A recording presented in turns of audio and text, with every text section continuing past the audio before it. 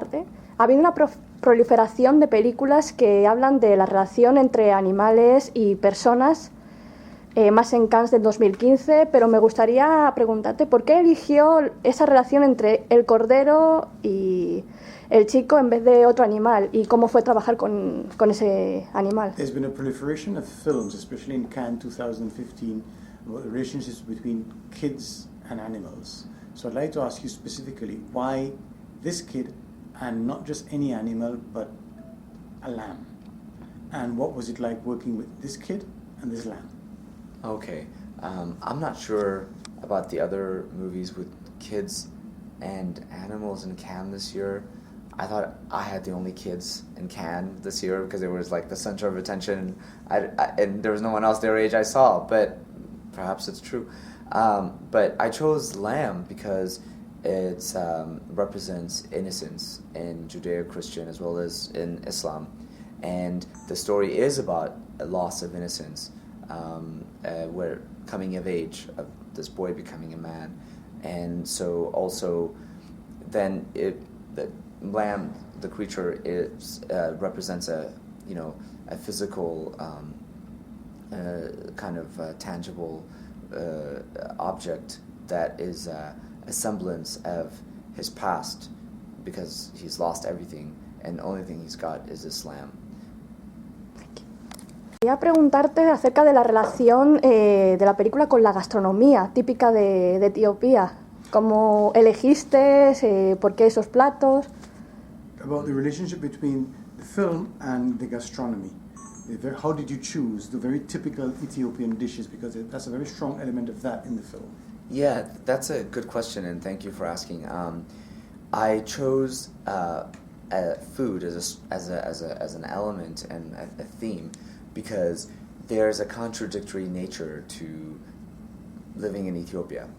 Well, Ethiopia is known and associated with famine, especially because of the BBC documentary of the 80s. The country, in fact, has a very rich culinary culture. It has very sophisticated and ancient recipes of all kinds.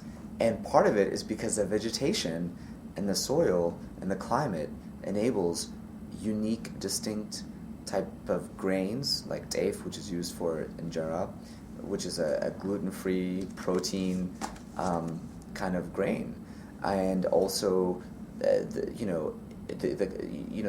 climate is almost like temperate, like Europe, but with African sun, and so it just it has this contradiction.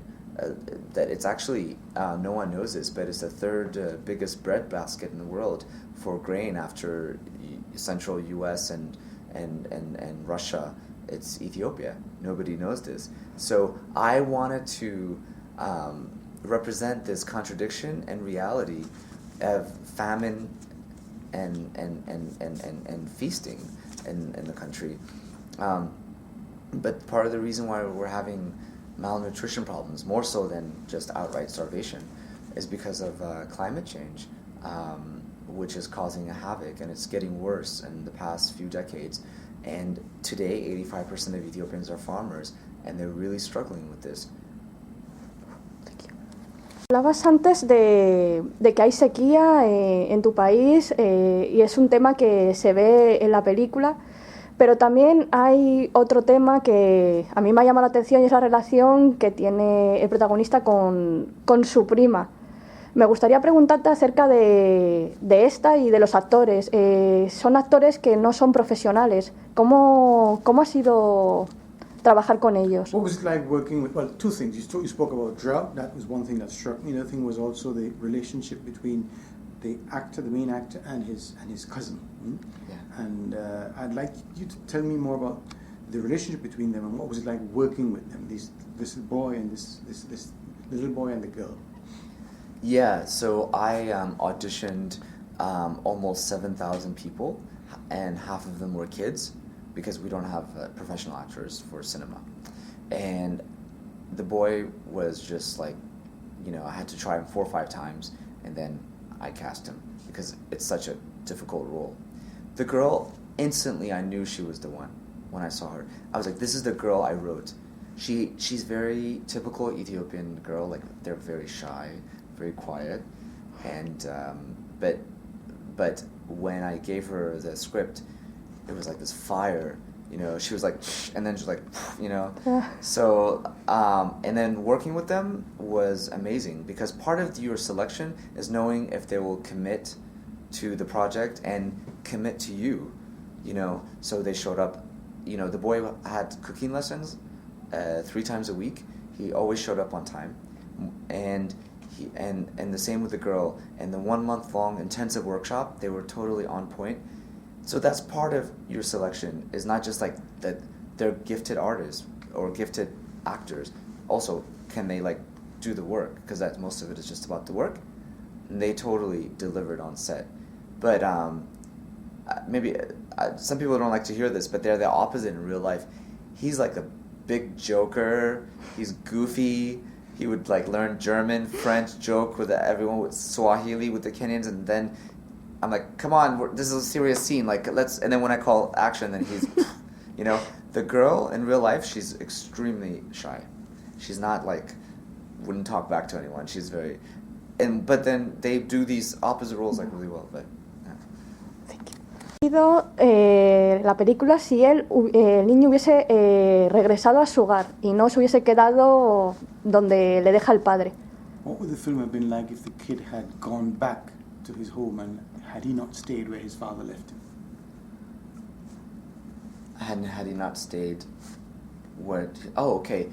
Yeah, so if the kid had gone back home, he would have faced, you know, he would have had to, you know, live with some distant relatives or cousins back home, but he would have faced hardship because, you know, the changing climate is too dry, and so he would have not that much to eat, and also maybe it's more rural where he's from, so maybe less access to education.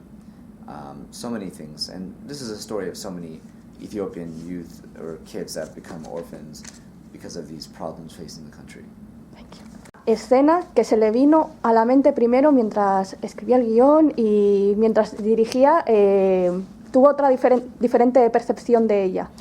The scene that came to you first when you started writing, and another one where when you started shooting you probably had a different idea of what it would have looked like.